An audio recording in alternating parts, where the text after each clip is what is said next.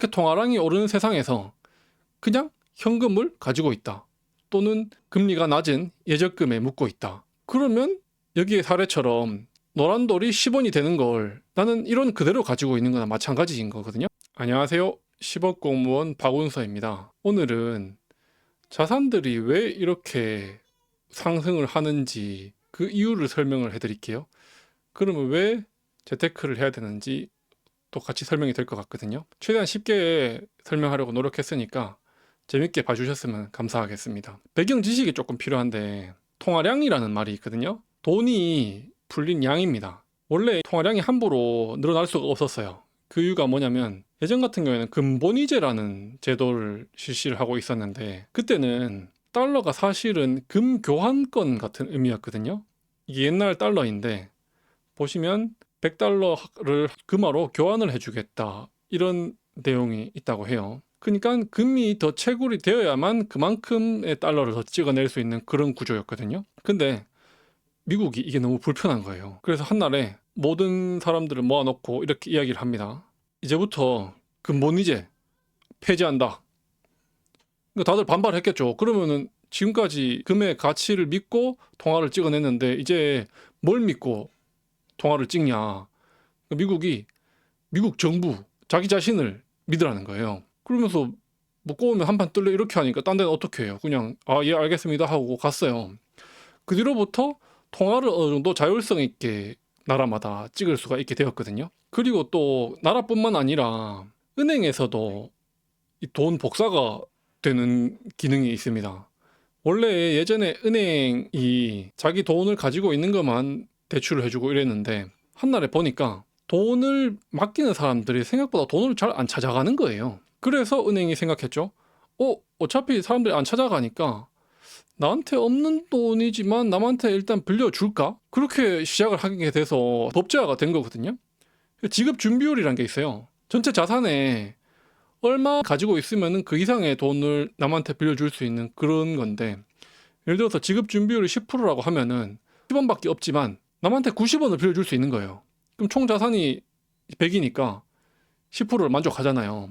이렇게 나라에서도 돈을 찍어내고 마찬가지로 민간 은행에서도 돈을 복사를 하거든요. 실제로 보면은 한국은행 자료인데 돈이 어마어마하게 풀리게 됩니다. 자, 배경 지식은 여기까지인데 그럼 돈이 풀린 거랑 자산이 오르는 거랑 무슨 상관이 있냐 이렇게 생각을 하시겠죠? 제가 좀 단순한 가상현실을 만들어서 설명을 좀 드릴게요. 예를 들어서 어떤 섬이 있는데 거기에 수많은 돌멩이들이 있어요. 돌멩이들이 넘치니까 돌멩이들의 가치는 제로죠.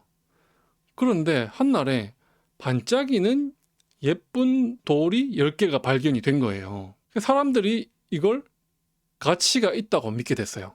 이게 왜냐면은 반짝여서 예쁜 것도 있지만 몇 개 안 되니까, 즉 희소성이란 게 있어서 사람들이 이게 가치가 있다고 믿기 시작한 겁니다. 만약에 이 섬에 총 통화량이 10원이 있다고 해볼게요. 돈이 있지만 일반 돌은 사람들이 무가치하다고 여겼기 때문에 0원이죠.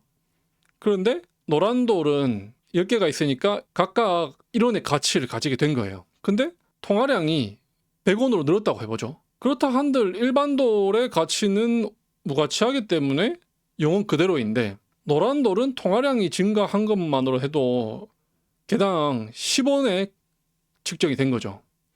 즉 노란 돌의 가치 자체는 변하지 않았지만 통화량만 증가하더라도 그 액면가는 이렇게 변하는 겁니다. 즉 사람들이 희소하고 그리고 가치가 있다고 믿는 것들은 통화량이 증가하게 되면은 액면가가 오르게 되는 거고요. 반대로 가치가 없다고 여겨지는 거는 아무리 돈이 풀려도 액면가가 오르지 않는 거예요. 그런데 만약에 이렇게 통화량이 오르는 세상에서 그냥 현금을 가지고 있다. 또는 금리가 낮은 예적금에 묶고 있다. 그러면 여기의 사례처럼 노란 돌이 10원이 되는 걸 나는 1원 그대로 가지고 있는 거나 마찬가지인 거거든요. 자, 그다음 두 번째. 이 노란 돌이 있다는 사실이 다른 섬에도 알려지게 됩니다. 사람들이 마찬가지로 거기도 이 노란 돌이 가치가 있다고 믿기 시작했어요. 그렇게 되면서 수요가 쏠려요. 그럼 당연히 이 노란 돌의 가격은 폭등하겠죠. 또 마지막으로 어떤 사람이 이 노란 돌을 별 모양의 돌로 세공을 한 거예요. 새로운 가치를 만들어냈잖아요. 별 모양으로. 그래서 가격이 또 올라간 거죠. 어떤 물건이나 서비스가 혁신이 일어나면은 그 가치가 올라가는 거랑 같은 거죠. 정리를 하자면 희소성과 가치가 있는 것을 현실에 대입해보면 뭐가 있을까요? 제 생각에는 핵심지 부동산, 강남 같은 부동산은 되게 그 땅이 좁은데 그래서 희소성이 있죠. 게다가 사람들이 가치가 있다고 믿고 있잖아요. 그리고 금도 마찬가지입니다. 금 채굴이 고갈되기가 얼마 안 남았다고 하거든요. 그런데 사람들이 또 가치가 있다고 믿고 있죠. 비트코인도 마찬가지입니다. 2140년인가? 그때쯤에 이제 모든 채굴이 끝난다고 하는데, 즉 희소성이 있는 거죠. 더 이상 만들어낼 수 없으니까. 그런데 점점 더 가치가 있다고 믿는 사람들이 늘어나기 시작하고 있는 거고요. 혁신이 일어나면은 가격이 올라가는데, 혁신을 일으키는 것은 기업이잖아요. 기업 중에서도 혁신을 일으키는 기업의 소유권, 그게 곧 주식이죠. 주식을 가지고 있으면은 가격이 오르는 거죠.